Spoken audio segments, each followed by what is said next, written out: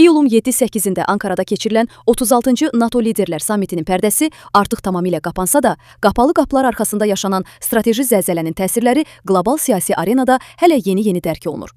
İlk günlərin o çeynənmiş xəbər lentləri və quru bəyanatları kənara çəkildikcə, ortalığa qardaş ölkənin həm müttəfiqlərinə, həm də rəqiblərinə bir daha gücünü göstərdiyi böyük bir diplomatik və hərbi hesablaşma mənzarəsi çıxır.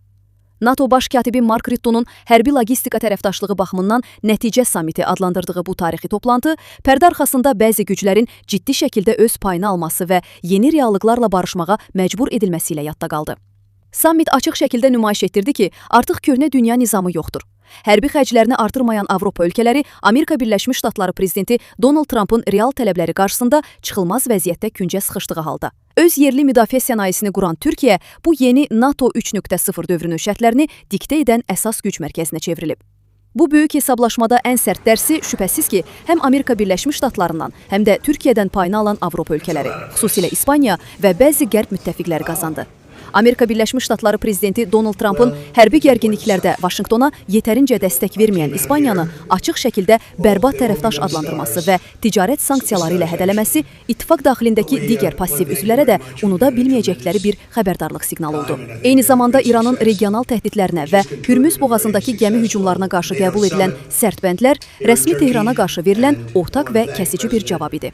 Lakin ən böyük strateji dərs rəsmi Ankaranın terrorizmlə mübarizə bəndini yekun bəyannaməyə qətiyyətlə daxil etdirməsi oldu ki, bu da illərdir Türkiyənin milli təhlükəsizlik maraqlarına göz yuman və müdafiə sənayesinə gizli embargolar qoyan qərbli müttəfiqlərin rəsmi Ankara qarşısında geri addım atmasının bariz göstəricisidir. Prezident Recep Tayyip Erdoğan'ın sammit boyu verdiyi mesajlar isə Türkiyənin heç kimin diktəsi ilə hərəkət etməyəcəyini və NATO'nun gələcəyinin məhz Ankaradan asılı olduğunu bütün dünyaya sübut etdi. Erdoğan müttəfiqlərin üzünə açıq şəkildə bildirdi ki, Türkiyəyə qarşı tətbiq edilən bütün hərbi sanksiyalar və məhdudiyyətlər dərhal və şərtsiz ləğv olunmalıdır. Çünki qardaş ölkə bugün öz yerli puaları, qırıcıları və raket sistemləri ilə alyansın cənub-şərq cinahını tək başına ayaqda tutur. Türkiyə liderinin bu qətiyyətli duruşu qarşısında geri addım atan Donald Trump keçirilən iki tərəfli görüşdə sanksiyaların qaldırılacağını və Türkiyənin F-35 qırıcı proqramına geri dönməsi üçün qapıların açıldığını etiraf etmək məcburiyyətində qaldı. Erdoğan həmçinin Ukrayna böhranında da vasitəçilik rolunu heç kimə güzəştə getməyəcəyini göstərərək, Qərbin müharibəni alovlandırmaq siyasətinə qarşı ədalətli sülh tezisini yenidən masaya qoydu.